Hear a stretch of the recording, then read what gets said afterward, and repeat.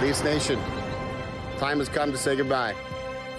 It is the end of the line for Sheldon Keefe. The Toronto Maple Leafs announcing they have relieved him of his duties as head coach. Keefe released a video statement on social media saying he was forever grateful for the opportunity to coach the team, calling it a dream come true for a boy from Brampton. Good evening. His team couldn't get the job done, and tonight the coach of the Toronto Maple Leafs has paid for that with his job. In announcing the firing, the team's general manager called Sheldon Keefe an excellent coach and a great man, but says a new voice is needed to help the team get to their ultimate goal. CTV's John Musselman is live tonight outside Scotiabank Arena with more on Keefe's exit from the team. John. Well, Nathan, it's not really a big surprise. On Monday at locker clear-out day, Sheldon Keefe said he takes responsibility. It's a results business. He wasn't getting the results in the playoffs. When the Leafs lost another Game 7, fans demanded change, and today the first domino fell. Head coach Sheldon Keefe is out. I didn't get it done in the playoffs. Keefe thanked fans in this social media post today. The Brampton native also took responsibility for the team's lack of success in the playoffs. I didn't help push our team over the line and deliver. I accept responsibility for that. No excuses. That's the job. I didn't get it done. It's the reality of the business, and I accept it.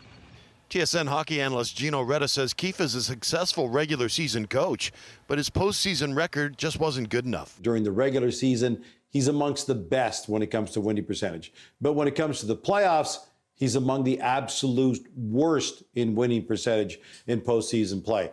In a statement released today, the Leafs GM wrote, "Today's decision was a difficult one. Sheldon is an excellent coach and a great man. However, we determined a new voice is needed to help the team push through to reach our ultimate goal. We thank Sheldon for his hard work and dedication to the organization over the last 9 years, and we wish him and his family all the very best." Fans expressed mixed reaction on the firing. That's a wrong decision. Why? Because that's what they do. They just react. They don't really methodically think things out. I think it was kind of necessary. Leafs fans weren't too happy with the way they've been going the past couple of years, and someone had to fall for sure. But listen, it's not only the coach, you know, it's the team. Sometimes it's the players. You only have control over what you have control over. I think it was a good idea for them to fire their coach. The team says it will immediately begin a search for a new head coach. One name that has surfaced in recent days is Craig Berube. He is a winning coach. He knows how to win, and he knows how to motivate and elevate players to the next level. I'm not certain that he's going to be the guy they use, but it's that type of coach that the Toronto Maple Leafs may decide to bring in. Berube is a former NHL player. He once played for the Leafs. What an incredible experience. And he won the Stanley Cup as head coach of the St. Louis Blues in 2019. The Leafs will hold a news conference at the team's practice rink in Etobicoke tomorrow morning. And that news conference will be held at 10:30 tomorrow morning. All of the Leafs leadership will be there, and they'll be answering questions about where the team goes next. Reporting live, I'm John Musselman. Send it back to you. All right, thank you, John. Ontario's education minister says he wants to talk with the leaders of social media sites to get a better handle on how school kids are using and being used by social media. The province is also promising new legislation aimed at setting standards for online activities during school hours. CTV's Queen's Park Bureau Chief Siobhan Morris is live tonight with more. Siobhan. We know that kids are especially vulnerable to being victimized online. That's part of what the government is trying to prevent with both of these actions. But I talked to one expert who says that the way the government's going about it is naive. The Minister of Education is sending friend requests to leaders at social media sites to discuss ways by which we can strengthen the protections for kids online. It's clear that there are challenges. Invites are going out to companies like Discord, Meta, Snap, TikTok, and X.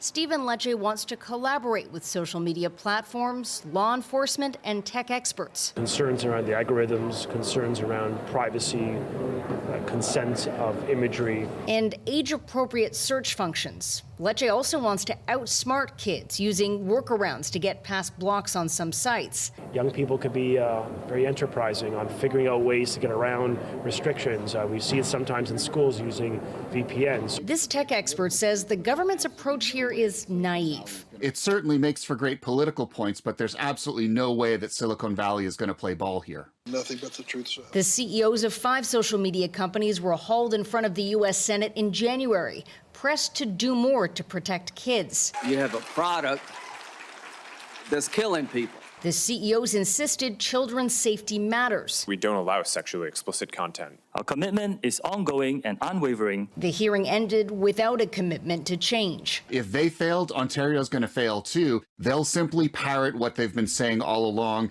that they have certain features built into the platform to keep kids safe, and they're doing everything they can. At the same time, the government's promising legislation next week. A comprehensive approach to strengthening cybersecurity and privacy protections in schools, children's aid societies, hospitals, and indeed across the public sector. Details on what changes could look like are scant, but the government says maybe age-appropriate standards for programs used by kids at schools. Stronger standards for software used in class to prevent student information from being sold to help with marketing. It's the sort of thing kids are especially vulnerable to. Because they aren't in a position to better protect themselves, because sometimes they act in ways that put themselves at additional risk. All of this comes about a week and a half after the government introduced new rules limiting the use of cell phones and social media in schools. Those rules take effect in September. Reporting live from Queen's Park, I'm Siobhan Morris. Nathan and Michelle, back to you. Thank you, Siobhan. Still to come tonight, we'll tell you about a new directive from Durham police officers and dispatchers following last week's fatal wrong-way 401 crash.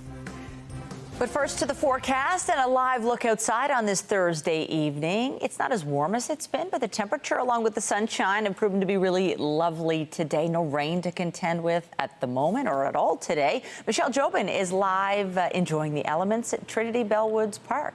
Michelle.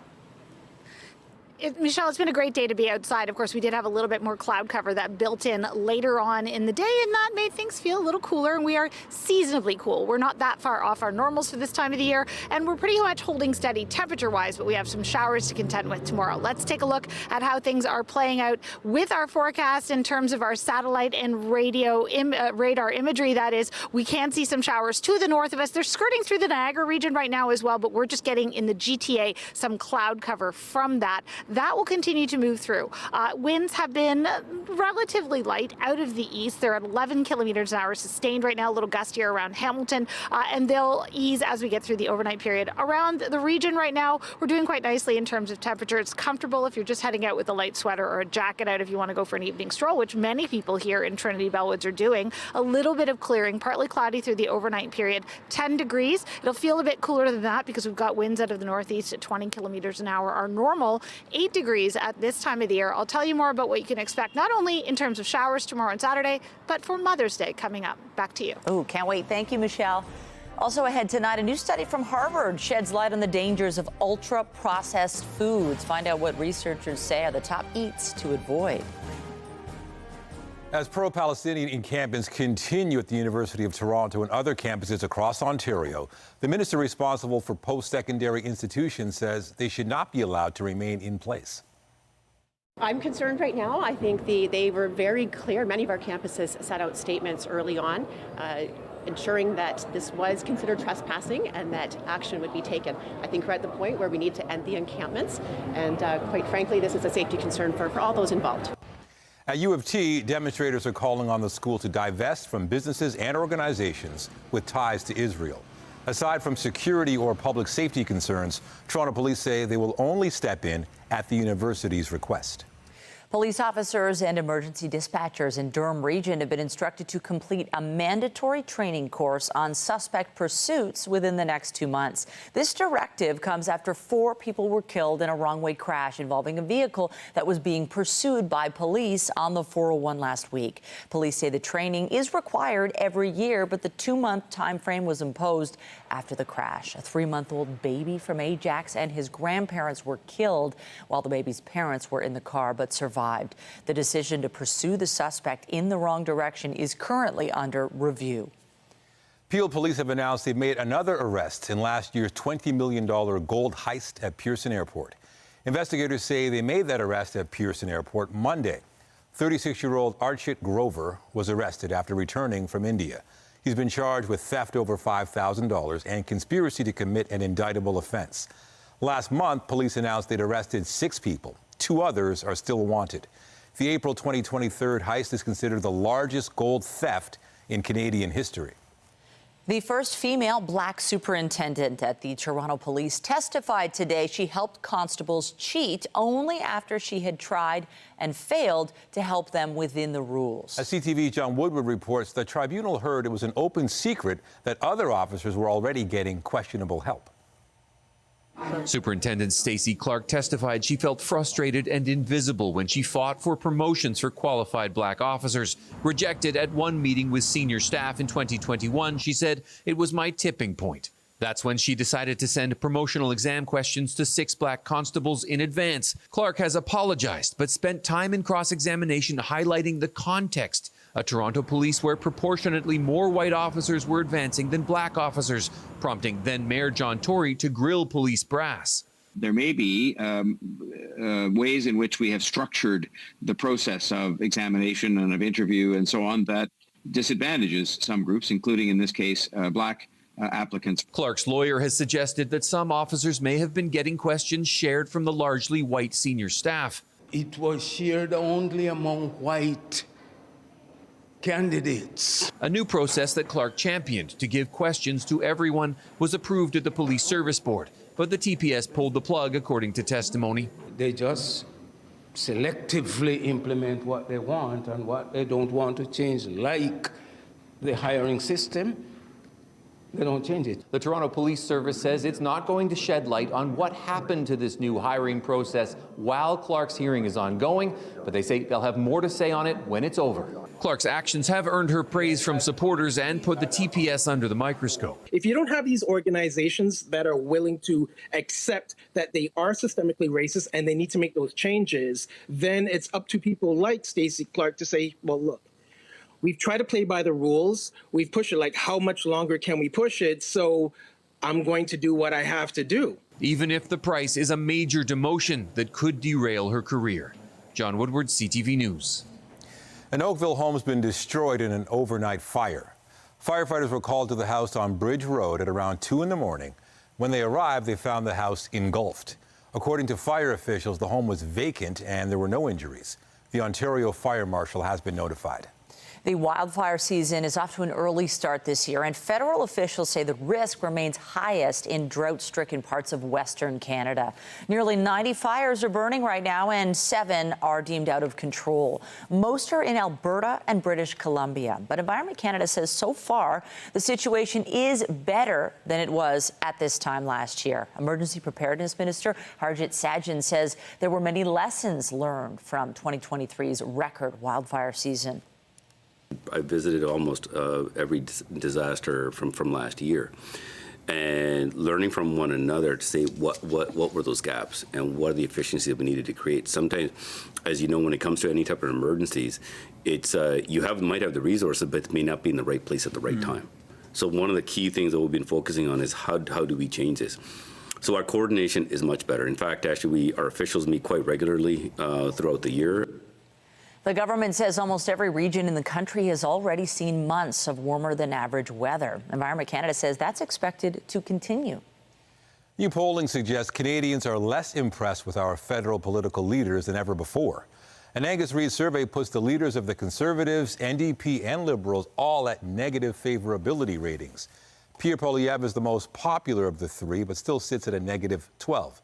Jagmeet Singh scored a negative 14, while Prime Minister Justin Trudeau is most unpopular at negative 38. The polling firm says while support for individual leaders has dipped at times over the last 50 years of tracking, there's never been a time where all 3 main party leaders are so disliked.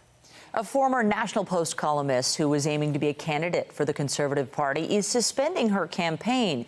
Sabrina Matto had been vying for the nomination in the riding of Aurora, Oak Ridges, Richmond Hill. But today she announced she's bowing out of the race, citing concerns and allegations about the nomination process, and says the party is not stepping in. I no longer have faith in the integrity of this election. Despite raising concerns to the Conservative Party nearly 2 weeks ago, despite submitting clear evidence of a corrupted process and potential legal actions taken by another campaign, nothing has been done. And that my campaign has been the clear target of highly unethical and potentially illegal efforts to sway the vote. At the heart of Matto's complaint seems to be an accusation that an opponent in her race had access to a Conservative membership list putting them at a potential advantage. The party's communications director calls the allegations false and says, in fact, they received a complaint that the Mado camp may have had improper access to a list of members. India's government says Ottawa has informed it about the arrest of 3 men in the murder of a Sikh separatist leader in BC, but says it doesn't know much else about the matter. Let me first make it clear that no specific or relevant evidence or information has been shared by the Canadian authorities in regard to this particular matter. Many of our extradition requests are pending with them. We are having discussions at the diplomatic level on all these matters with the Canadian side. The killing of Hardeep Singh Nijjar last year set off a diplomatic rift between Canada and India when Prime Minister Justin Trudeau said there were credible allegations New Delhi was involved. RCMP arrested 3 Indian men last week in Edmonton. They have been charged with first-degree murder and conspiracy to commit murder. The House of Commons committee began a study on anti-Semitism at Canadian post-secondary institutions. The Standing Committee on Justice and Human Rights launched the effort after all parties supported a request from Liberal MP Anthony Housefather. Members heard from Jewish post-secondary students who say they've faced a wave of hate on campus since the October 7th attacks, and school administrators have failed to protect them. It is embarrassing for institutions across Canada to admit they've allowed a cultural environment of anti-Semitism to thrive, but light, like from a banned menorah or a banned tree, is the best way to shine attention on hate. Viva, viva Intifada. Go back to Poland. Yemen, Yemen, make us proud, turn another ship around. Resistance is justified when people are occupied. These are just a few of the hateful chants heard blaring across campus that have caused myself and thousands of other students great pain and immense fear over the past 7 months. Encampment organizers have said they disavow anti-Semitism, and administrators have said hate won't be tolerated on campus. But many Jewish students argue institutions are failing to enforce their own policies. Concern and a lack of clarity tonight in the Middle East over what might happen next in Gaza. Talks over a ceasefire and hostage exchange have once again ended with no deal as Palestinians flee parts of Rafah ahead of a feared Israeli military push against Hamas. Displaced Palestinians today said they were struggling to figure out where to go. Israel had ordered residents in eastern Rafah to leave as its forces carried out operations there and took over the nearby crossing to Egypt. Israeli tanks have been gathering in some parts of the city. It's the only major urban area of Gaza that hasn't been invaded by ground forces. Israel says it's also a key remaining Hamas stronghold. The U.S. has withheld a shipment of heavy bombs to Israel as it urges it not to attack Rafah further, citing the risk of even more civilian casualties in Gaza. I don't have to tell you, again, the challenging environment here with an adversary that, again, embeds itself amongst the civilian population. That said, we absolutely do not want to see innocent lives lost in this tragic conflict. U.S. officials have said their commitment to Israel's defense remains ironclad, but there's been some criticism from some Republicans and Democrats over the threat to further limit military aid in the fight against Hamas. Israeli Prime Minister Benjamin Netanyahu posted a video saying his country will stand and fight alone if it has to, as relatives of Hamas hostages gathered in Tel Aviv to demand a deal ensuring their release. Amid ongoing concerns over a lack of humanitarian aid, some trucks were seen moving at the Kerem Shalom crossing today on the Israeli side. The UN says no aid has actually entered and there's nobody to receive it on the Palestinian side after workers fled a military incursion in the area. The judge in Donald Trump's hush money case has denied his request for a mistrial and to modify a gag order limiting him from talking about witnesses. I'm essentially not allowed to talk to you about anything meaningful that's going on in the case, and many good things are going on with the case. It shouldn't have been filed. Trump's lawyers had sought an exception to the gag order so the former U.S. president could respond to testimony from adult film star Stormy Daniels. Trump is charged with 34 counts of falsifying business records in regards to payments made to her to keep quiet about an alleged encounter ahead of the 2016 election. 10 people have been injured after a Boeing 737 caught fire and skidded off the runway at an airport in Senegal.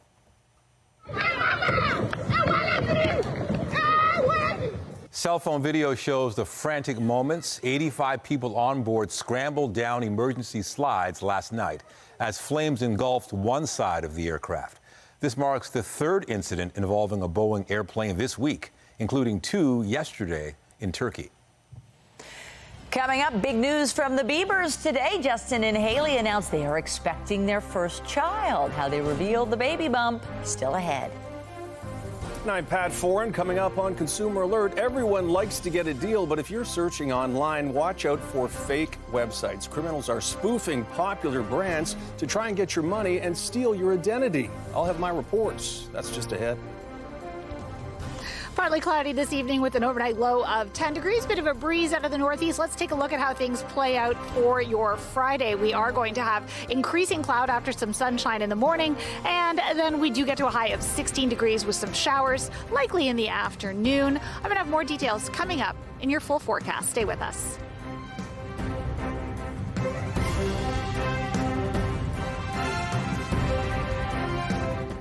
We know there are many scams we have to watch out for, and that is especially true when it comes to shopping online. Criminals are impersonating reputable businesses with promises of great prices, but they just want your money and your personal information. Pat Foran has this Consumer Alert. Pat. They do, Michelle and Nathan, thank you. Viewers have been contacting us after seeing great deals online. In some cases, products are being offered at more than 90% off. They're scams, but if you're not careful, thieves will have what they need to steal your identity.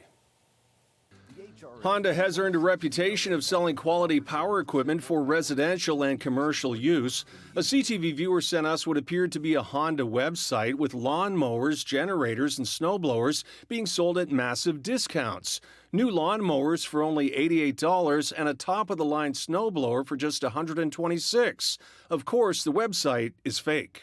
We really call this brand spoofing, right? Where they create a website that looks almost identical to a legitimate website. That lawnmower in the fake ad selling for $88 actually retails for about $1,000. The snowblower for $126 sells for more than $9,000. When CTV News reached out to Honda Canada, a spokesperson said, "This website is in no way associated with Honda Canada, our dealers, or any of our partners. Consumers interested in Honda products should visit an authorized Honda dealer or visit our website at honda.ca." Cybersecurity experts say criminals create fake websites to get you to send money for a product you'll never receive and to get enough of your banking and personal information to steal your identity.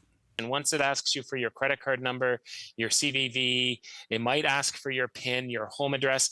It has all the information it needs to do a fraudulent charge on your credit card. Mobility scooters are also a target for fake ads. You'll see them on social media with the scooters selling at huge discounts. A CTV viewer bought one, but it never showed up. I just want the public to be aware it's a scam.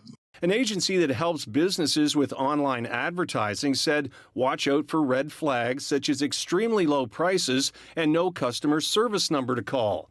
And avoid clicking on ad links. Instead, go directly to the company's website. Is it possible for this product to be discounted at 80, 90%, or is that maybe something that looks a little unrealistic?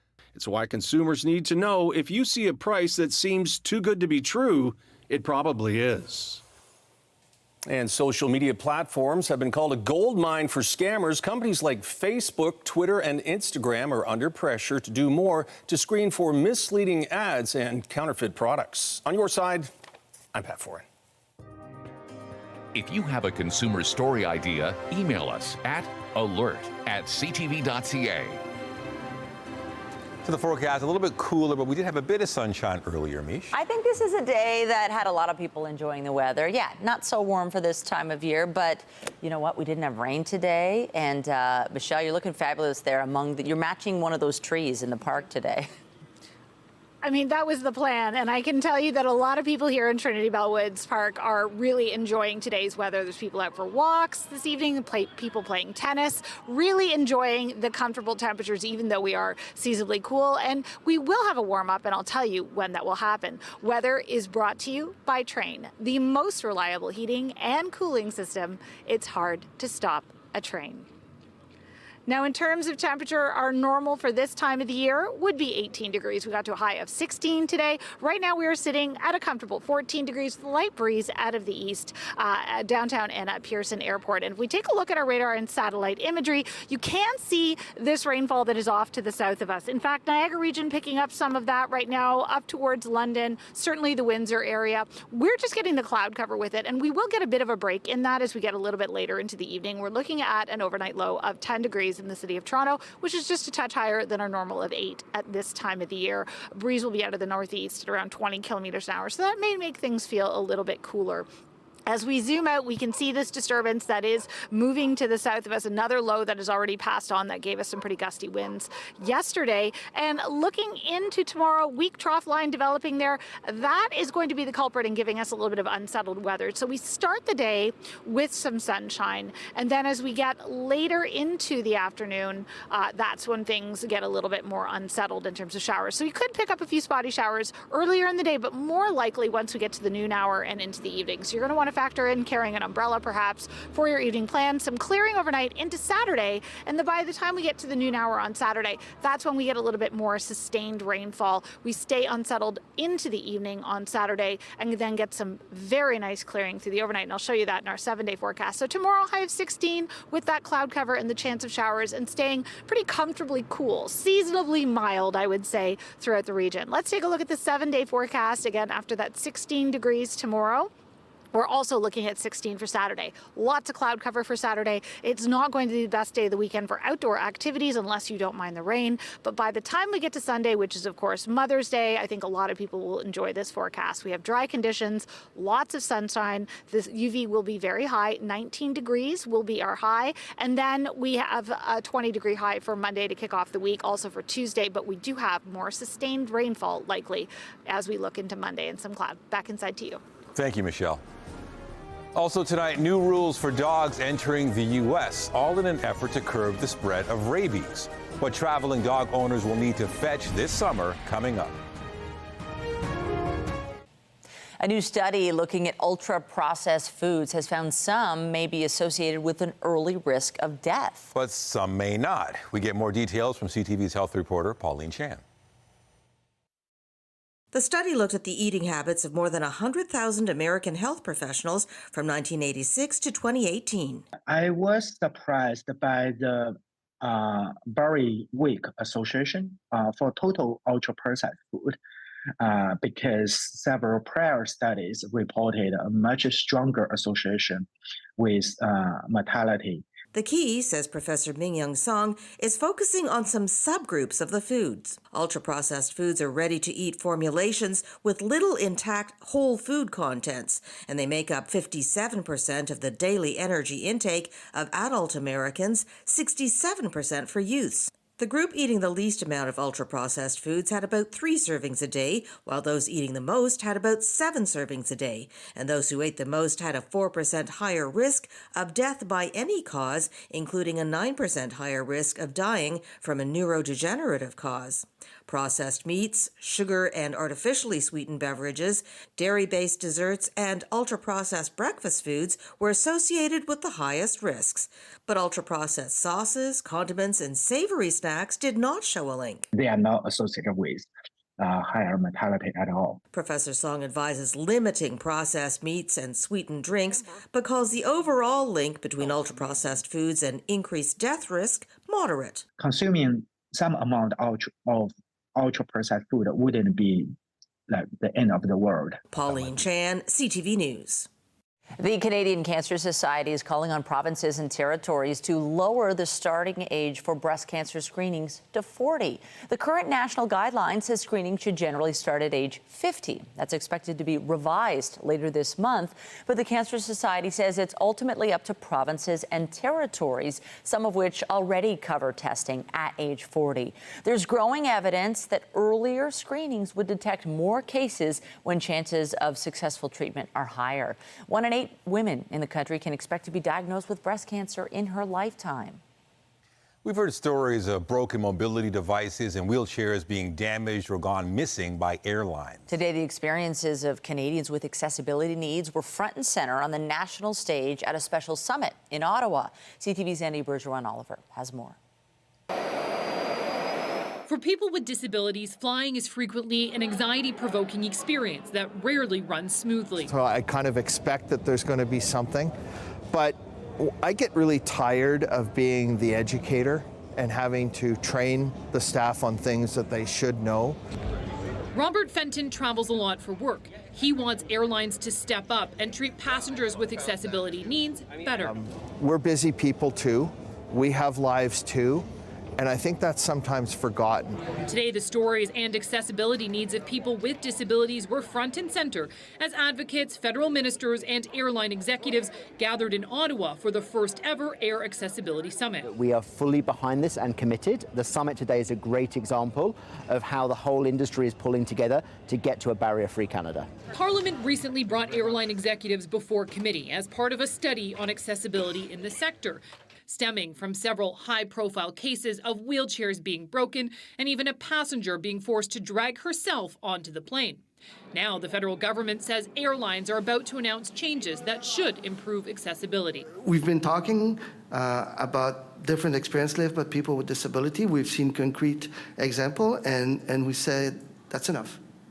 To have a meaningful dialogue about collaboration. The founder of Access Now, Mayan Ziv, says improvements are long overdue, that now is the time for swift action, not apologies. Tomorrow, I'd love to be able to get on a plane and stay in my wheelchair. The reality is that we're far from that day. I don't think it's really about any quick fix, but I'd say the most fundamental one is a cultural shift. Ottawa passed legislation in 2019 aimed at making air travel more accessible. But since then, advocates say regulators have largely refused to lay large enough fines to force airlines and airports to change how they operate. Annie Bergeron-Oliver, CTV News, Ottawa. The U.S. is putting in new rules for dogs entering the country.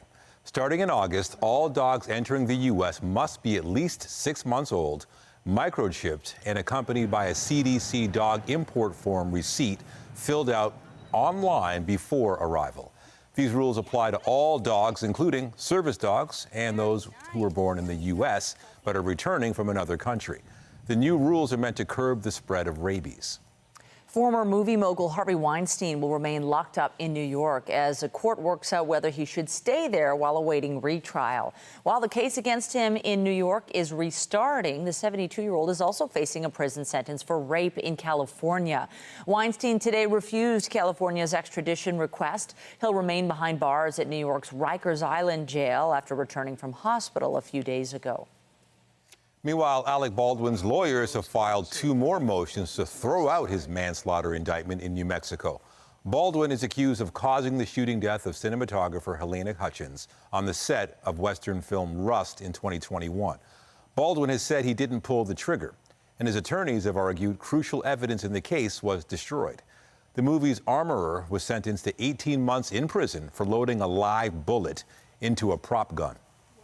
A big reveal from Justin and Hailey Bieber today. The celebrity pair is expecting a baby.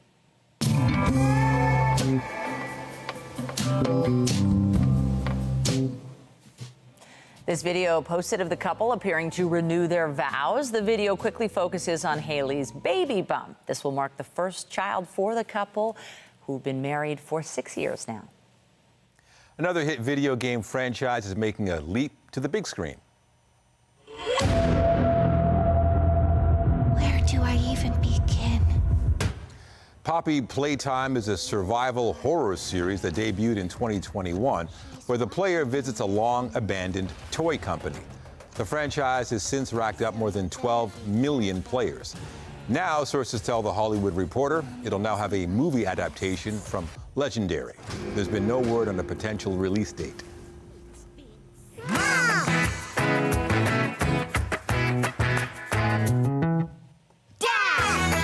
And if your little ones have been missing smash hit children's series Bluey, there's some good news to share with you. Disney says it's getting ready to roll out 20 mini-sodes of the show that clock in at 1 to 3 minutes long.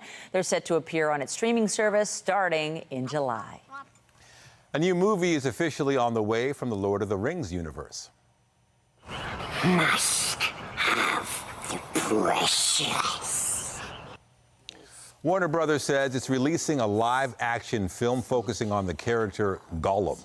Andy Serkis, who played the role since the original trilogy, is set to both star and direct. Lord of the Rings, The Hunt for Gollum is set to release in 2026. After the break, from coffee drinker to coffee connoisseur, meet the content creator who has brewed up an online following as he aims to simplify the intimidating espresso machine. An iconic franchise returns. Doctor Who is back with the all-new Doctor at the controls of the TARDIS. We'll speak to two of the stars on the next CP24 Breakfast. Where Toronto gets its everything every morning. I didn't get it done in the playoffs. I didn't help push our team over the line and deliver. I accept responsibility for that. No excuses. That's the job. I didn't get it done. Updating our top story, Sheldon Keefe is no longer the head coach of the Toronto Maple Leafs. The team announced this morning they had relieved him of his duties. In a video posted to social media, Keefe says coaching the Leafs has been a dream come true for a boy from Brampton. It certainly makes for great political points, but there's absolutely no way that Silicon Valley is going to play ball here. The province's Minister of Education says he wants to work with social media platforms to change the way Ontario students use social media. The government plans to introduce new legislation next week aimed at setting age-appropriate standards for online use while students are in school. If you don't have these organizations that are willing to accept that they are systemically racist and they need to make those changes, then it's up to people like Stacey Clark to say, well, look, we've tried to play by the rules. We've pushed it, like, how much longer can we push it? So I'm going to do what I have to do. And testimony is concluded at the Police Services Board hearing looking into the actions of Superintendent Stacey Clark. Clark has admitted to giving answers to exam questions to 6 black constables before they took the test, but said she did so to help fix systemic problems when it came to promotional practices at the Toronto Police Service. And remember to keep up to date day and night through our website, ctvnewstoronto.ca, and by downloading the CTV News app. And if you have a news tip, photos, or video of breaking news, let us know. Shares in Canadian Tire have dropped over the past year, but investors liked the latest quarterly results from the company. Andrew Balabian of Bloomberg brings us the latest in business. Hello there. Canadian Tire stock rose about 7% today after first quarter profit beat analyst expectations. Unusually mild winter weather hurt sales of seasonal goods, but earnings were lifted by revenue from highly profitable auto supplies, such as car batteries and tires. Still, sales fell almost 5% from a year earlier, and the CEO, Greg Hicks, warned that, quote, the increased cost of living, combined with higher interest rates, has created a period of hesitation among Canadian consumers. Apple CEO Tim Cook has transformed the company since he took over from Steve Jobs in 2011 with new products such as the smartwatch. However, Bloomberg says no clear candidate has emerged as a replacement for the 63-year-old. Apple faces woes, including regulators' challenges to the power of its App Store and also sliding smartphone sales. One analyst asks, quote, why hasn't there been more transparency and exposure for the next leaders? And finally, U.S. states have dangled tax breaks to help lure data centers eager for investment and jobs. But now those incentives are coming under scrutiny. The centers typically employ just a skeleton crew of technicians and security people. And there's the strain on power grids as the centers suck up increasing amounts of electricity. Some U.S. lawmakers are pushing for curbs on the handouts to the operators. On the markets, the Canadian dollar was at 73.12 U.S. cents, up about 1/3 cent. WTI oil, North America's benchmark, changed hands at $78.80, up 24 cents. Western Canadian Select oil was at $66.66, up 32 cents. And the TSX Composite ended at a new record high close of 22,375.83, up just under 117 points. That's the latest in business from BNN Bloomberg. I'm Andrew Bell. The Business Report is brought to you by Canadian Western Bank, the bank built for business. If you've ever had a tough time figuring out an espresso machine, a Guelph man has you covered. His YouTube channel, which teaches people how to use them, has millions of views. And as CTV's Spencer Turcotte tells us, it's become much more than just a hobby. An absolutely overkill setup for home, but I'm a very lucky person. Don't be fooled. This isn't an upscale coffee shop. Come down the dark hallway, we enter into the studio. It's inside Matt Stiver's Guelph apartment, and if you can't tell, he's a coffee connoisseur. Coffee is as nuanced as wine, if not more nuanced in the processing methods, the origins. The 29-year-old has his hands full. I often joke that I work 9 to 5 as an engineer and then 5 to 9 as a content creator, and that's not much of a joke. He started a YouTube channel called Lifestyle Lab, and the concept is simple. I try to help people essentially make the correct buying decisions when venturing into the deep and scary ocean that is at-home coffee. His passion began as a student at the University of Guelph when he started drinking coffee. I bought my first espresso machine knowing nothing about it, and there was no one to teach me about it. Stuck with the complicated contraption, knowing others were in the same boat, he decided to fill the gaps. So he began making videos showing people how the machines work and which ones to buy. Anybody can go to a shop and look at one, but to see two working side by side and see them next to each other, that's kind of part of the value of the internet, is you can compare in a really easy way. His channel has grown in many ways, moving from the living room of his apartment to a full-blown studio in one of the bedrooms. So this is the new Flare Neo Flex. And his audience has grown with it. Over 85,000 subscribers and nearly 23 million video views. Now big brands are sending him products to review, and he's making money doing it. Probably one of the largest accomplishments in my life. One day he may have to choose between his current career and his coffee content, but for now, he feels there's space for both. Please like and subscribe if you want. Staying confident and caffeinated. Spencer Turcotte, CTV News, Guelph. Tonight, Stormy Daniels returns to the stand. This was the juicy part that everybody was waiting for. Searing testimony from the adult film star turned star witness and the heated exchanges at Donald Trump's hush money trial. Later on CTV National News. And a reminder, the CTV News at 6 podcast is available as a download every weeknight. And a special bonsoir to those of you listening to the newscast live on News Talk 1010. Get Toronto's top stories, breaking news alerts, and watch live. Download the CTV News app. Toronto's PWHL team got off to a great start in their playoff run last night. Natalie Spooner, who led the league in goals during the regular season, opened the scoring 10 minutes into the first period. Toronto would add 3 more goals in the 4-0 win over Minnesota. It was a big night for the team and their fans, including one young fan from Ajax who won an epic prize. CTV's Sean Leathong has her story. When Shrin Das went to a hockey game recently, meeting players like Renata Fast, it was exciting. I look up to every single one of them, and my dream is to play for the PWHL one day. The 12-year-old has become a big fan of the PWHL this season, but it was her story of how she found hockey that got her recognized as the first recipient of the PWHL fan flight from Air Canada, sending Shrin and a guest to see a game in the city of their choosing during the PWHL finals. I was so happy inside. I was screaming and stuff, and I was so thankful for this opportunity. Shrin's father says they never intended for her to be a hockey player. It happened quite by accident. As many parents, we wanted to give them the opportunity to learn skating. So that's where we went there in one of the skating rinks in Scarborough Arena. Their coaches came up to me saying, "I saw you skating out there. You were really good. Are you interested in hockey?"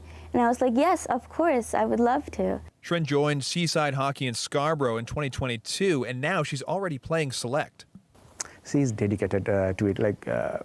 Every week, whenever we have the ice time or any practice or even for the games, she makes all the effort to go there. Shrin would like to fly to Boston to see a game, but she's hoping Toronto wins the championship. My inspiration is Natalie Spooner, because the way she plays, moves the puck and everything is just like a person I want to be someday. Where and when the trip takes place is yet to be determined, but it's certain to be the trip of a lifetime. Sean Leathong, CTV News. Great story. Enjoy the adventure. Let's check in with Michelle Jobin outside. We have some unsettled weather coming, but also the weekend's in sight. We're looking at, seasonally cool temperatures, Michelle. The weekend is looking, I would say, the better half of the weekend's on Sunday. Let's take a quick look at how temperatures are around the region right now, and also our conditions. We have a little bit of rain further to the south right now through Windsor, extending up through the Niagara region. We're just getting some cloud cover right now. Temperatures like this, 14 degrees in the city of Toronto, and that's pretty much where we're sitting for most of the GTA, 15 degrees in St. Catharines. Looking tomorrow, 16 degrees with some showers in the afternoon. Showers and 16 on Saturday, sunshine and 19 degrees for Mother's Day. Back to you. All right. Thank you, Michelle. Be sure to join Omar Sachedina tonight at 11 for CTV National News, followed by Zoraida Allman with our next local newscast at 11:30. In the meantime, our coverage continues anytime on CP24 and online at ctvnewstoronto.ca. For Michelle Jobin and all of us at CTV News, thank you for watching and have a good night.